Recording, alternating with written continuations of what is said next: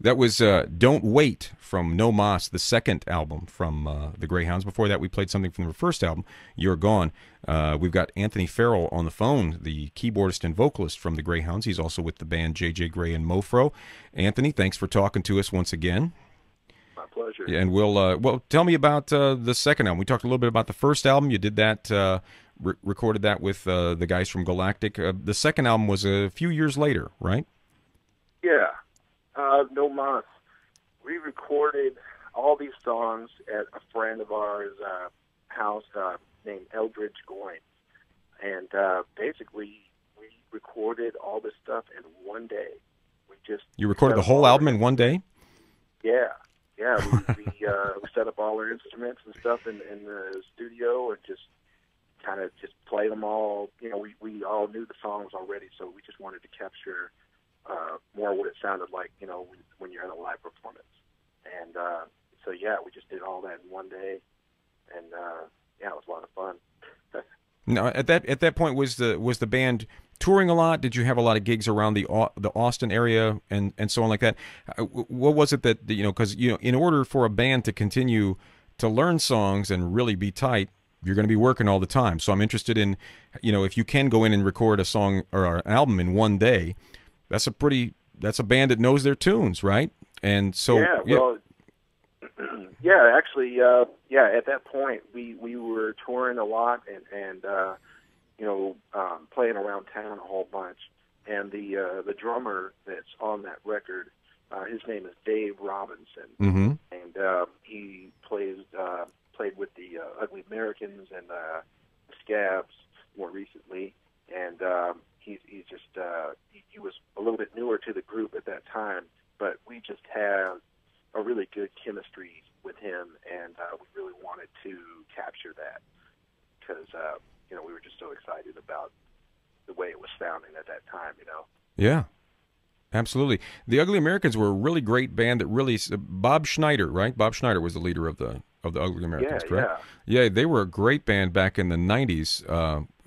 That was sort of one of the preeminent Austin bands back in the 90s, correct? Mm-hmm. Yeah, yeah. So that's cool. That's and so I want to get into a little bit of you and I have talked earlier, and I wanted to get into a little bit. You, of course, no musician comes out of a vacuum. I mean, there are influences, and sometimes in a musician's life there are things that they get into music through this. And when you talk to Stanton Moore, he talks about how he was really into Black Sabbath. I don't hear a lot of that in his playing anymore, but people get there are things that lead you into what it is that you do, and that you when you play you feel that joy when you heard this song, or when when you first got into music, you're hoping when you play music you're hoping to reignite that fire that you heard when you heard that music. So I want to talk a little bit about where you come from and so on like that, and get into and we'll play some of these things that you pointed out to me that you gave me to play here on the show. And what's funny is we already play all those songs on the show, so it's really terrific. You did mention a Johnny Guitar Watson song called "I Get a Feeling."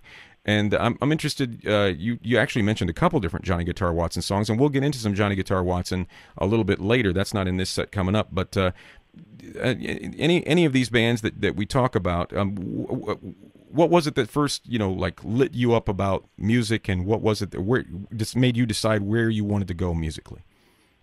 Well, I'll tell you, for me, I can't really remember a time when music wasn't a part of my life.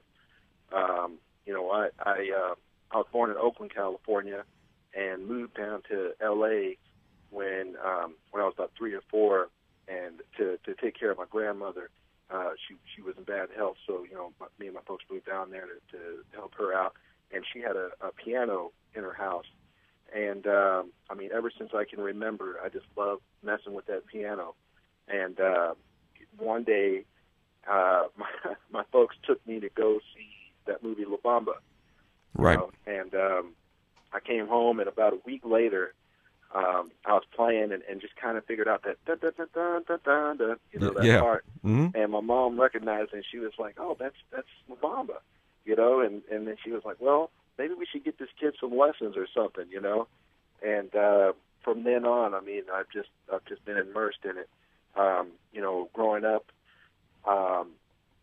you know, I played on the Venice Beach boardwalk down there in L.A., and that really, to me, I got to say, was the formative experience for me being a performer, because I think that I think really more so than mastering your instrument or you know, learning all these different, you know, theory and everything, I think one of the main hurdles that people have to overcome in being a performer is getting up on stage and, you know, putting on a performance for people, you know, and at the same time not being forced, like you being yourself on right. stage.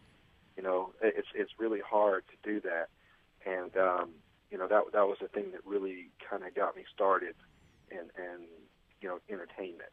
You know, but as far as music goes, my influence, you know, I feel very fortunate that both my parents, in my opinion, have really good taste in music, and we're always listening to music around the house, and so I just really was very lucky to you know, have parents that appreciated music and you know, tried to instill that in me, you know.